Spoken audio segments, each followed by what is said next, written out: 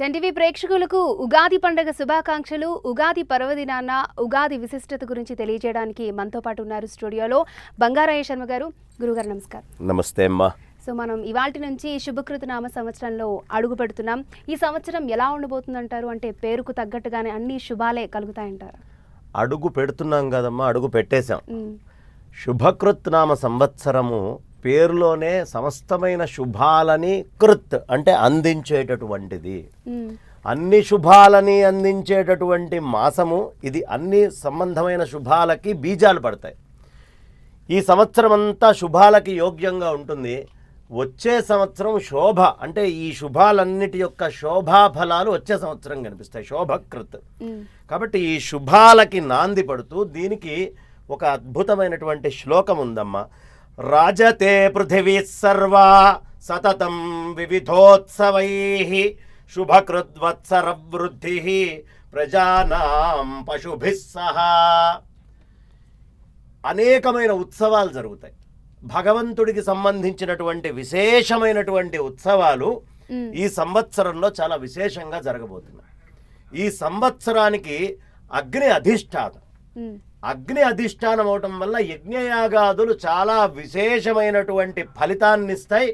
యజ్ఞయాగాదులు చాలా విశేషంగా కూడా జరుగుతాయి ఈ సంవత్సరం అంతా కూడా. కాబట్టి అగ్ని సంబంధమైనటువంటి దేవత అవడం, తర్వాత సంవత్సరాల్లో ఇది 36వ సంవత్సరం. అంటే పూర్ణ సంఖ్యని ఇచ్చేటటువంటి సంవత్సరం 9 అనేటటువంటి అంకె రాబోతోంది. కాబట్టి వైభవమైనటువంటి నవసంఖ్యాకము అనేటటువంటిది వచ్చినటువంటి సంవత్సరం. ప్రస్తుతం శృంగేరిలో ఉన్నటువంటి జగద్గురువులు శ్రీ శ్రీ శ్రీ భారతీ తీర్థస్వామి వారు 36వ జగద్గురువులు. 36వ జగద్గురువులు అక్కడ కూర్చొని ఉండగా 36వ సంవత్సరమైనటువంటి సంవత్సరం ఈ శుభకృత్ నామ సంవత్సరం. ఈ శుభకృత్ నామ సంవత్సరానికి మంత్రి గురువు. ఎందుకు స్వామివారి పేరు చెప్పాను అంటే దీనికి మంత్రి రాజు శని, కానీ మంత్రి గురువు. ఎవరు గురువు యొక్క అనుగ్రహాన్ని పొందుతారో, గురువుల యొక్క ఆశీస్సులు పొందుతారో వాళ్ళకి అన్ని రకాలైనటువంటి శుభాలు చాలా విశేషంగా కలుగుతాయి. దీంట్లో అనుమానమే లేదు.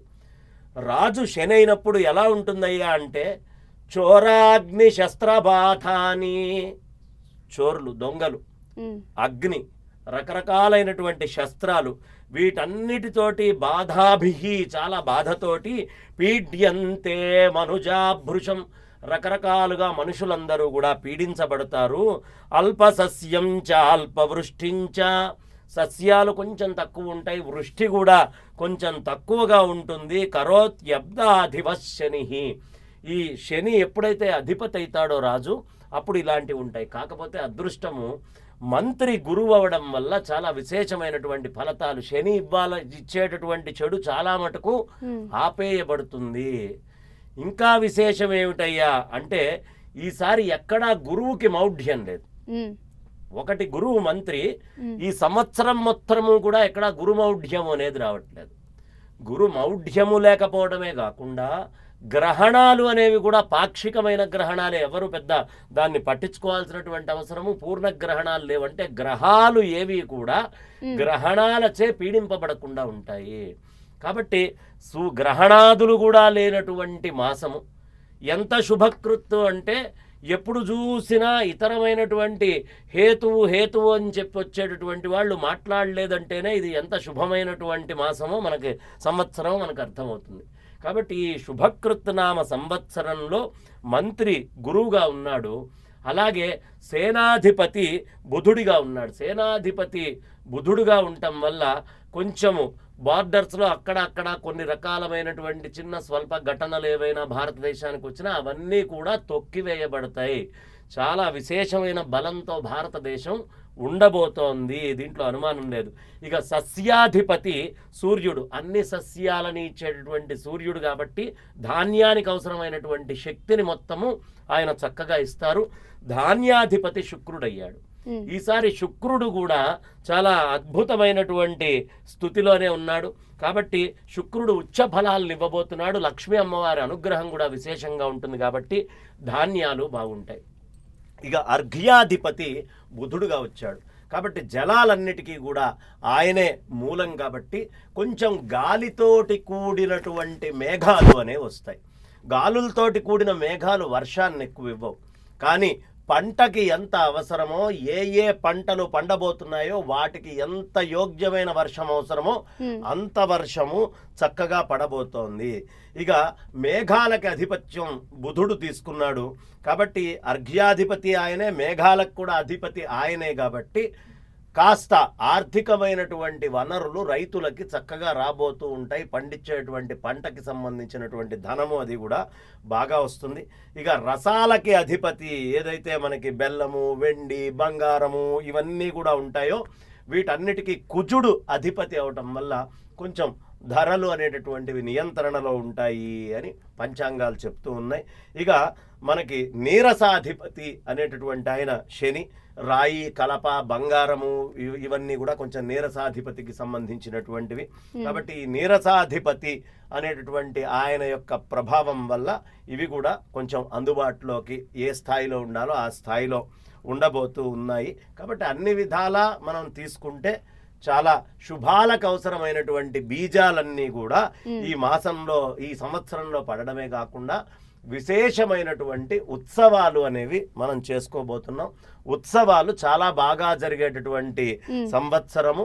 కళలు, కళాకారులు అనేటటువంటి వాళ్ళు కాస్త ఎక్కువగా ఆదరింపబడుతూ ఉన్నారు శుక్రుడి యొక్క అనుగ్రహం వల్ల. గురువు స్వక్షేత్రగతుడై ఉన్నాడు ఈ సంవత్సరం. కాబట్టి మీనములో గురువు ఉన్నాడు. మీనరాశి అంటేనే జ్ఞానానికి సంబంధించినటువంటిది. కాబట్టి జ్ఞానము అనేటటువంటిది చక్కగా అధికంగా ఇవ్వబడుతుంది.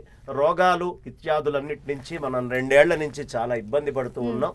ఆ రోగాల నుంచి బయటపడేస్తూ ఇక ముందరికి మనకి సమయం గడుస్తూ ఉంటుంది. అంటే 2-3 ఏళ్ల నుంచి మనం చాలా కష్టాలు పడుతున్నాం, ఇబ్బందులు పడుతూ ఉన్నాం. స్వామివారి సేవలు కూడా ఏకాంతంగా చేసుకోవాల్సిన పరిస్థితి వచ్చింది.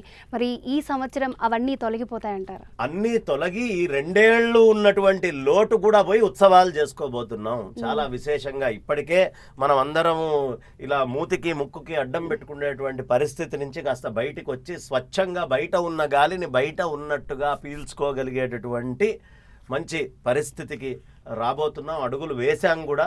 కాబట్టి అంతా శుభంగా ఉండబోతోందమ్మా ఈ సంవత్సరము. అంటే మాస్క్ మనం ఇంకా మర్చిపోవచ్చు అంటారా? ఇప్పటికి ప్రస్తుతానికి అక్కర్లేదని గవర్నమెంట్ గైడ్ లైన్స్ కూడా వచ్చినాయి. కానీ ఉన్నంతలో బయట తిరిగేటప్పుడు కాస్త జాగ్రత్తగా పరిస్థితిని చూసుకొని చేసుకుంటూ వెళ్ళటం మంచిది. ఓకే, దాన్ని ప్రభుత్వం మనకి ఎప్పటికప్పుడు చెప్తూ ఉంటుంది. అసలు ఇవాళ పంచాంగాన్ని ఎందుకు చూడాలి అంటారు? అలాగే పంచాంగానికి ఎందుకు పూజ చేయాలి అంటారు? మనకి భవిష్యత్తులో రాబోయేటటువంటి 50 పైన వచ్చే పండగలకి ఇది ప్రధానమైనటువంటి పండగ. ఇదే ఆది పండగ. కాలాన్ని పూజ చేసుకోవడము అనేది భారతీయుల గొప్పతనం. ఎందుకు మనం తర్వాత శ్రీరామనవమి చేస్తాం, కృష్ణాష్టమి అంటాం, వినాయక చవితి అంటాం, లేదు దీపావళి అంటాం, ఇలా రకరకాలైనటువంటి పండగల్ని మనం చేస్తూ ఉన్నాం. కానీ ఈ పండగలన్నిటికీ ఆది పండగ యుగాది. ఎందుకు అంటే కాలానికి సంబంధించినటువంటి గణనం చేశారు. అంతటి పరమాత్మ, కాలాతీతుడైన పరమాత్మ ఈ కాలంలోకి ప్రవేశించి కాలములో వచ్చేటటువంటి కష్టాలను తీసేస్తాడు. కాబట్టి కాలంలోకి పరమాత్మ ప్రవేశిస్తున్నాడు అంటే కాలాన్ని ముందు మనం పూజించాలి కదా. ఒక అవతారం ధరించి ఆయన వస్తున్నాడు. కాబట్టి తిథి, వారము, నక్షత్రము, యోగము, కరణము అనేటటువంటి 5టిని మనం జాగ్రత్తగా తీసుకొని అనుష్ఠానం చేసేటటువంటి పూజ చేసుకోవాల్సినటువంటి రోజు. తిథేమిటయ్యా అంటే ఇదిగోండి, ప్రపంచంలో ఇవాళ సూర్యుడు ఇక్కడ ఉన్నాడు, చంద్రుడు ఇక్కడ ఉన్నాడు. చంద్రుడు ఇక్కడ ఉండడం వల్ల పాడ్యమి, ఇక్కడ ఉండడం వల్ల విద్య అని తిథులు దేని వల్ల గమనం మనం పెట్టుకుంటున్నాం? పైన జరిగేటటువంటి కాల గమనాన్ని బట్టి తిథులు చెప్తున్నాం. కాబట్టి తిథులు ఎంతో సైంటిఫిక్గా చంద్రుడి యొక్క పౌర్ణమి ఎప్పుడు వస్తుంది, అమావాస్య ఎప్పుడు వస్తుంది, పైన ఆకాశంలో జరిగేటటువంటి గతులేమిటి, సూర్యుడు, భూమి అవన్నీ ఎక్కడ ఉన్నాయి, గురుమౌఢ్యం ఉందా, శుక్రమౌఢ్యం ఉందా, శుక్రుడు ఏం చేస్తున్నాడు, గురువు ఏం చేస్తున్నాడని గ్రహాలని బట్టి మన పరిస్థితుల్ని చూసుకోవాలి. కాబట్టి ప్రపంచం ఎలా ఉండబోతోంది, దేశం ఎలా ఉండబోతోంది, గ్రహాలు ఎలా ఉండబోతున్నాయి, సంఘం ఎలా ఉండబోతోంది, నేనుండే రాజ్యం ఎలా ఉండబోతోంది, నా చుట్టుపక్కల ఉండే బంధువర్గం ఎలా ఉండబోతోంది, నేను ఎలా ఉండబోతున్నాను, ఇవన్నీ కూడా మనకి కొన్ని లక్షల సంవత్సరాలుగా డేటా అనేది కలెక్ట్ చేసుకుంటున్నాం. ఈ సంవత్సరం వీళ్ళు ఉన్నప్పుడు డేటా ఎలా ఉంది అని ఇవాళ డేటా సైన్సెస్ అని మనం చెప్పుకుంటున్నాం కదా. ఏంటి డేటా సైన్సెస్ అంటే? ఎక్కడో టోల్ గేట్ వేస్తారమ్మా. టోల్ గేట్ వేసే ముందు ఐఐటికి సంబంధించిన ఓ విద్యార్థిని పంపిస్తారు. ఆ విద్యార్థి వెళ్ళి ఎన్ని బండ్లు వస్తున్నాయి, ఏమొస్తున్నాయి, ఎంత వస్తున్నాయి అని యాజ్ ఇట్ ఈస్గా ఒక మ్యాపింగ్ దానికి తయారు చేసి ఓ రిపోర్ట్ తయారు చేసి ఇస్తారు. ఇంత లాభం వస్తుంది అని అసెస్ చేసుకొని అక్కడ టోల్ గేట్ వేస్తారు. ఈయన రాసిన బండ్లే వస్తాయి అనేది రూల్ కాదు, యథాతథం అవుతుంది అనేది రూల్ కాదు. కానీ అక్కడ జరగబోయేటటువంటి అంశం ఏంటి, ఇది లాభసాట నష్టమా అని డేటా కలెక్ట్ చేసుకొని ఇచ్చినట్టుగా ఇన్ని వేల సంవత్సరాలుగా మనకున్నటువంటి డేటాని మొత్తాన్ని ఏ సంవత్సరం ఎలా అవబోతుంది అనే డేటాని మన ఋషులు మొత్తం కలెక్ట్ చేసి ఈ గ్రహస్థితులు ఇలా ఇలా ఇలా ఉంటే ఇలా ఉంటుంది అనేటటువంటి డేటాని మొత్తాన్ని ప్రెజెంట్ చేసుకోవడానికి యోగ్యమైనటువంటి రోజు యుగ ఆది. అందుకని ఆ డేటాని ఇదిగో నాయన సూర్యుడు ఉంటే ఇలా, శని రాజుగా ఉంటే ఇలా ఉంటుంది, గురువు మంత్రిగా ఉంటే ఇలా ఉంటుంది అని ఒక డేటాని తీసుకొని ప్రజెంట్ చేసి ప్రపంచం ఎలా ఉండబోతోంది అనే విషయాన్ని చెప్పబోయేటటువంటి సందర్భం కాబట్టి పంచాంగానికి మనం డేటా సైన్సెస్ లాగా అది తీసుకొని చేసుకునేటటువంటి పూజ, కాలానికి చేసుకునే పూజ, గ్రహాలకి చేసుకునే పూజ, భూమికి చేసుకునే పూజ, సస్యాల కోసం చేసుకునేటువంటి పూజ, మేఘాల కోసం చేసుకునేటువంటి పూజ, అందరూ ఆరోగ్యంగా ఉండాలని చేసుకునేటువంటి పూజ. అంటే మొత్తం పాజిటివ్ యాటిట్యూడ్ తోటి మనం ఉండాలి. అందుకనే శుభకృత్, అంతా శుభం ఉంటుంది. ఇక్కడి నుంచి అందరూ పాజిటివ్ యాటిట్యూడ్ తోటి ఉండండి, పాజిటివ్గా ఉండండి అని చెప్పేటటువంటి అద్భుతమైన మాసం. అందుకని మనం పంచాంగాన్ని పూజ చేసుకుంటాం. ఇక మన జీవితం అంతా ఈ పంచాంగం మీద ఆధారపడి ఉందమ్మా. ఎలా అంటే పంచాంగం పేరు మీద కొన్ని లక్షల కోట్ల రెవెన్యూ భారతదేశంలో ప్రతి సంవత్సరం అవుతుంది. లక్షల కోట్లు. ఇవాళ ఇక్కడ ఒక ప్రోగ్రాం జరుగుతుందన్నా ఏం జరుగుతుందన్నా పంచాంగం మనకిస్తున్నటువంటి రెవెన్యూస్ ఇవన్నీ కూడా. ఈ పండగ స్పెషల్ అని రకరకాల ప్రోగ్రామ్స్ చేస్తాం. టీవీ ఛానల్స్ నుంచి మొదలుపెట్టి, ఉత్సవాల దగ్గర నుంచి మొదలుపెట్టి, గుళ్ళల్లో ఉత్సవాల దగ్గర నుంచి మొదలుపెట్టి, తద్వారా ఇది ఒక పెద్ద ఉత్సవంగా అయి రకరకాలైనటువంటి రెవెన్యూస్ జనరేట్ అవుతాయి. పంచాంగం వల్లే కదా మనకి తిరుపతిలో బ్రహ్మోత్సవాలు ఎప్పుడు జరుగుతున్నాయని చెప్పేది. బ్రహ్మోత్సవం అనగానే కొన్ని లక్షల మంది వెళ్తున్నారా? అన్ని లక్షల మంది వల్ల ఎన్ని రకాలైనటువంటి పరిశ్రమలు బతుకుతున్నాయి. కాబట్టి పంచాంగం వల్ల రెవెన్యూస్ ఇట్లా ఎన్ని గుళ్ళు ఉన్నాయి, ఎన్ని బ్రహ్మోత్సవాలు అవుతున్నాయి, పెళ్ళిళ్ళు పంచాంగాల వల్ల అవుతున్నాయి. మనకు అన్నప్రాసనలు, బారసాలలు, నామకరణాలు అన్నీ కూడా పంచాంగాల వల్లే జరుగుతున్నాయి. పంచాంగము ఈ దేశానికి కొన్ని లక్షల కోట్ల రెవెన్యూ ఇస్తోంది.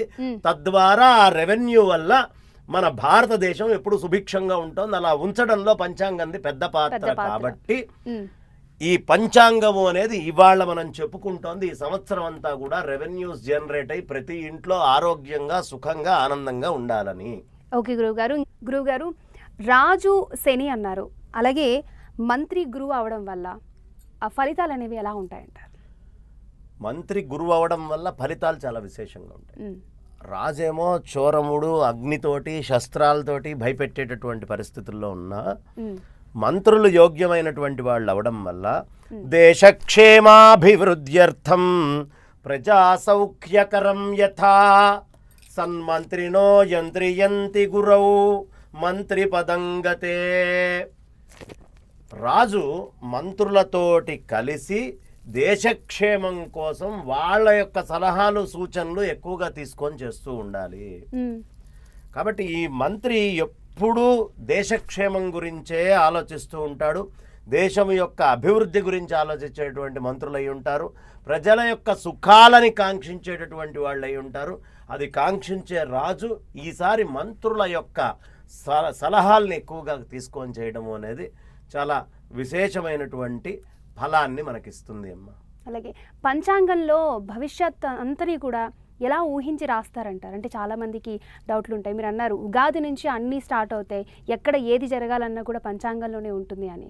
ఎలా ఊహించి రాస్తారంట? నేను ఎక్కడ ఏం జరగాలన్నా పంచాంగంలో ఉంటుంది అని అనలేదమ్మా. పంచాంగం మనకు సూచనగా చాలా తెలియపరుస్తూ ఉంటుంది. సూచనగా ఒకటి. ఇప్పుడు విశేషం ఏమిటయ్యా అంటే పంచాంగము అనేటటువంటిది ఏమిటి? తిథి, వారము, నక్షత్రము, యోగము, కరణం. ఇదేం మాసం? చైత్రమాసం. ఇప్పటి నుంచి మామిడి పండు పూత కనిపిస్తుంది.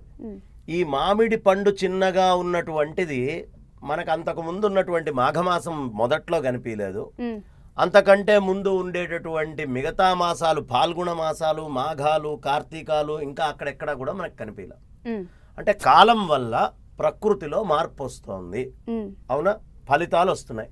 ఒకప్పుడు సీతాఫలాలు కనిపిస్తున్నాయి, ఒకప్పుడు సపోటాలు కనిపిస్తున్నాయి, ఒకప్పుడు ఇంకొక రకమైన పండ్లు కనిపిస్తున్నాయి. ఈ పండ్లు దేనివల్ల? సూర్యుడు, చంద్రుడు, వీటి గమనం వల్లే కదా. ఉమ్, మన శరీరంలో కూడా ఎండాకాలం ఒక రకమైన మార్పు వస్తోంది, చలికాలం ఒక రకమైన మార్పు వస్తోంది, వానాకాలం ఒక రకమైన మార్పు వస్తోంది. అంటే మన లోపల ఉండేటటువంటి దాంట్లో కూడా కాలం వల్ల మార్పులు కనిపిస్తున్నాయి. ఉమ్, సత్యమేనా? ఉమ్, ఇప్పుడు ఎండాకాలం వస్తోంది అనగానే కొన్ని జాగ్రత్తలు, నీళ్లు తీసుకోండి, నీళ్ళు ఎక్కువ తాగండి, కాస్త నీడలో ఉంటుండండి, గొడుగు పెట్టుకోండి, లేదు కాస్త చల్లగా ఉంటుండండి, మంచి నీడ పట్టున ఉంటూ ఉండండి, ఇవన్నీ చెప్తారు. చలికాలం వస్తుంది, కాస్త హీటర్స్ పెట్టుకోండి, కొంచెం వేడిగా శరీరం ఉండేట్టు చూసుకోండి, మొద్దు వస్త్రాలు వేసుకోండి. ఇవన్నీ ఏమిటి? కాలము వల్ల జరిగేటటువంటి మార్పులు, దానికి తీసుకోవాల్సిన జాగ్రత్తలు. మార్పులు ఈ స్థాయికే ఉన్నాయా? మార్పులు ఇంకా చాలా జరుగుతూ ఉన్నాయా? అంటే భౌతికంగా కనిపించేటటువంటి కొన్ని మార్పులు ఇవి. ఈ భౌతికంగా మార్పులు జరగాలంటే లోపల జడాలు, మూలాల్లోంచి మార్పులు జరగాలి. మన శరీరంలో కొన్ని trillions and trillions of cells ఉన్నాయి. ఇవి ఎప్పటికప్పుడు చేంజ్ అవుతూ ఉంటాయి. ఈ ప్రతిదీ సమయాన్ని బట్టి మారుతూ ఉంటుంది. ఇంతకు ముందున్న సెల్స్ ఇప్పుడు లేవు, డెడ్ సెల్స్ అయినాయి. నెక్స్ట్ ఇంకా మారుతూ ఉంటాయి. అంటే శరీరము అనేటటువంటి దాంట్లో, వస్తువులు అనేటటువంటి వాటిల్లో, ఈ ప్రకృతి మొత్తంలో కూడా ఎప్పటికప్పుడు మార్పులు చెందుతోంది. మార్పు కాలం వల్ల చెందుతోంది. మార్పే కాలం, అంతే కదమ్మా. కాబట్టి ఈ మార్పులని ఊహించి, ఈ గ్రహస్థితులు ఉన్నప్పుడు ఇలాంటి మార్పులు ఉంటాయి అని చాలా విశేషమైనటువంటి భగవద్ అనుగ్రహం వల్ల వచ్చినటువంటి గ్రంథరాశి వల్లను, వాళ్ళ యొక్క అనుభవాల వల్లను రకరకాలుగా దీని మీద కృషి చేసి దాన్ని తీసి చెప్పేటటువంటిది పంచాంగం. అందుకని మార్పుని గుర్తించటం, ఎలాంటి మార్పులు రాబోతున్నాయి, ముందుండే మార్పులు ఏంటి, ఇది డేటాని బట్టి చెప్తారు. కాబట్టి పంచాంగం అంటే ఏదో అన్సైంటిఫిక్గా ఇష్టం వచ్చినట్టు కాదు. ఇందులో మీకు చెప్తున్నారుగా, ఇది పౌర్ణమి అంటే పౌర్ణమి అవుతోందిగా, అమావాస్య అన్నప్పుడు అమావాస్య అవుతోందిగా, అవుతోందా లేదా? శుక్రవారం, శనివారం ఇవన్నీ ముందే మనకి చక్కగా చెప్తున్నారు కదా. చంద్రుడు ఏ కాన్స్టిలేషన్స్లో ఉన్నాడు, సూర్యుడు ఏ కాన్స్టిలేషన్లో మనకు కనిపిస్తున్నాడు అని ఇప్పుడు 88 కాన్స్టిలేషన్స్ మనం దీంట్లో. కానీ మన ఋషులు ఏం చేశారు? 27 నక్షత్రాలు తీసుకొని వాటిల్ని 4గా విభజించి 108 కాన్స్టిలేషన్స్లో ఏ ఏ గ్రహాలు ఎక్కడెక్కడ ఉంటున్నాయి అనే కాన్స్టిలేషన్స్ దాన్ని బట్టి చెప్తున్నారు. ఈ నక్షత్ర మండలం మధ్యలో ఉన్న సూర్యుడు, ఈ నక్షత్ర మండలం ఉన్న సూర్యుడు, కాబట్టి ఈ రాశిలో సూర్యుడు ఇక్కడ ఉన్నాడు, ఉన్నప్పుడు అతని ఫలితాలు ఎలా ఉంటాయి, అతను ఏం చేస్తాడు, దక్షిణాయనంలో ఉన్నప్పుడు ఆయన ఏం చేస్తున్నాడు, ఉత్తరాయణంలో ఉన్నప్పుడు ఆయన ఏం చేస్తున్నాడు. ఇది మనకి కొన్ని వేల సంవత్సరాల నుంచి పంచాంగంలో వస్తోందే కదా. గ్రహణాలు ఫలానా సమయంలో వస్తాయి, ఈ గ్రహణాలకి జాగ్రత్త తీసుకోండి అని కాలాన్ని మొత్తాన్ని మనకి ఋషులు దర్శించి ఎలా ఉండబోతుంది, ఏమవబోతోంది, వింతల్ని ఇప్పుడు మనం టెలిస్కోప్స్ పెట్టుకున్నామమ్మా, పెట్టుకొని ఫలానా టైంలో ఫలానా గ్రహణం రాబోతోంది, ఈ గ్రహణం వచ్చేటప్పుడు ఇదిగోండి ఈ నీళ్లు ఇట్లా బయటికి చంద్రగ్రహణం అప్పుడు పొంగి బయటకు వస్తున్నాయి, లేదు ఈ సూర్యగ్రహణం అప్పుడు కొంచెం నీళ్లు కుచించుకొని వెనక్కి వెళ్ళిపోతుంటాయి. ఇలాంటి చేంజెస్ అన్నిటినీ మనం గుర్తిస్తున్నాం కదా. అన్ని గ్రహాల వల్ల మార్పు. ఆ గ్రహాలు ఒక రాట వేసుకొని కొలుచుకోవడానికి యుగ ఆది అని టైం ఒకటి క్యాలిక్యులేట్ పెట్టుకున్నాం మనం. అక్కడి నుంచి క్యాలిక్యులేట్ చేసుకుంటూ మార్పులు ఏమొస్తాయి, ఏమేమి వచ్చే అవకాశం ఉంది, ఈ సంవత్సరంలో ఉండే వర్షాలు ఎలా ఉంటాయి, సస్యాలు ఎలా ఉంటాయి, మేఘాలు ఎలా ఉంటాయి. కాబట్టి ఇవన్నిటినీ మనం తీసుకొని ఒక కాలాన్ని సూచనగా ఇలా ఉండబోతోంది, ఈ జాగ్రత్తలు తీసుకోండి అని చెప్పేట్టుగా లెక్క వేస్తారు చాలా సైంటిఫిక్ పద్ధతిలో. ఇది పూర్వం నుంచి వస్తున్న డేటాని అప్లై చేసుకొని చేస్తారు. ఋషులు మహాత్ములు ఇచ్చినటువంటి, పరమాత్మ నుంచి వచ్చినటువంటి సూచనలు ఏవైతే ఉన్నాయో అవి తెలియపరిచేటటువంటి పంచాంగం. ఓకే గురుగారు, అలాగే మనం ఎందుకు చాంద్రమానాన్ని పాటిస్తాము అంటారు? ఎక్కడి నుంచైనా కొలుచుకోవచ్చమ్మా. ఇప్పుడు కాశీ నుంచి హైదరాబాద్ నుంచి కాశీకి వెళ్ళాలి. హైదరాబాద్లో నేను ఎక్కాను అనుకోమ్మా, నెక్స్ట్ స్టేషన్ ఏంటి, ఏంటి అని ఓ లెక్క వేసుకుంటూ వెళ్తారు. సికింద్రాబాద్ నుంచి ఇటు వస్తున్నాడు, అదే కాశీ నుంచి ఇటు వస్తున్నాడు, అతను వేసుకుంటాడు. అతనికి బీహార్ ఒకప్పుడు తగులుతుంది, ఇక్కడ ఒకటి తగులుతుంది, ఇట్లా తగులుతుంది. ఈ రెండు ఈక్వి డిస్టెంట్ చూపించేవే. కొలతల్లో మనం చంద్రుడిని ప్రధానంగా తీసుకొని చంద్రుడి యొక్క టిల్ట్ని బట్టి లెక్కేసుకుంటున్నాం. ఏ రాశికి గతుడై చంద్రుడు ఉన్నాడు, ఎందుకంటే సైన్స్ ఎంత పెరిగితే అన్ని రకాల సిద్ధాంతాలు వస్తాయి, అంతేనా? చంద్రుడిని బట్టి కొలతలు వేసుకుంటారు, కొంతమంది బృహస్పతిని బట్టి కొలతలు వేసుకుంటున్నారు, కొంతమంది సూర్యుడిని బట్టి కొలతలు వేసుకుంటున్నారు. సౌరమానం, చాంద్రమానం, బార్హస్పత్యమానం 3 చేస్తోంది కాలాన్ని కొలవడమే. ఎవరి వీలుని బట్టి వాళ్ళు కాలాన్ని కొలుస్తూ ఉన్నారు. ఇది పద్ధతమ్మ. అందుకని మనం అలా కొలుస్తూ కాలాన్ని లెక్క వేసుకుంటూ ఈ పంచాంగాలను తీసుకొని జాగ్రత్తగా అడుగులు ముందరికి వేసుకుంటూ వెళ్దామమ్మా. ఓకే గురుగారు. అలాగే ఉష్ణోగ్రతలో మార్పులు మనం చూస్తున్నాం. వాతావరణ మార్పుల వల్ల వేసవికాలం ఒకలా ఉంటుంది, శీతాకాలం ఒకలా ఉంటుంది, వర్షాకాలం ఒకలా ఉంటుంది. ఈసారి ఎండల తీవ్రత ఇప్పుడు అత్యధికంగా ఉంది. ఈసారి ఎండలు ఎలా ఉండబోతున్నాయంటారు? అలాగే వర్షాల పరిస్థితి? ఎండలు బండలు పగిలేట్టుగా ఉంటాయమ్మా. ఎండలు బాగానే ఉంటాయి. తర్వాత ఈ మేఘాల దగ్గరకు వచ్చేటప్పటికి పిడుగులు ఉరుములతోటి కూడినటువంటి మేఘాలు చాలా విశేషంగా ఉంటాయి. వాయువుతోటి ఉండేటటువంటి మేఘాలు ఉంటాయి. చల్లదనం కూడా బాగా ఉండబోతోంది. ఈసారి 3 కూడా చాలా విశేషంగా వాళ్ళ పనులు చేయబోతున్నారు. ఓకే గురుగారు, ధన్యవాదాలు గురుగారు. అసలు పంచాంగ శ్రవణం అంటే ఏంటి, పంచాంగం యొక్క విశిష్టతని, ఉగాది పండుగ విశిష్టతని, అలాగే కాలాన్ని ఎలా కొలుస్తారు, ఇలాంటి అన్ని విషయాలు కూడా చాలా చక్కగా వివరించి చెప్పినందుకు ధన్యవాదాలు. ధన్యవాదాలమ్మా. వాసుదేవ. ఓకే అండి.